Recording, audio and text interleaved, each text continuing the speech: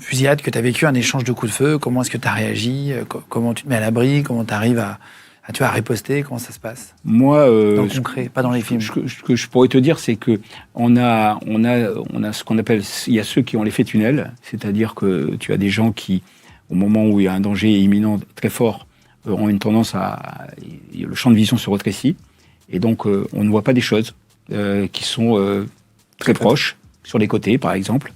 Donc nous on travaillait sur ce genre d'exercice, on mettait en position des gens. Par exemple, on avait un petit exercice, je me souviens à la BRI, on faisait rentrer quelqu'un dans une pièce avec une cagoule, on levait la cagoule, il y avait une scène, et on lui remettait la cagoule au bout de 5 secondes, et il devait décrire la scène, qui était armé, qui n'était pas armé, etc. Donc on apprend à avoir un sens de l'observation et à être professionnel. Donc moi, je dirais que la chance que j'ai eue, c'est que j'avais en tout cas plutôt l'ouverture que la fermeture.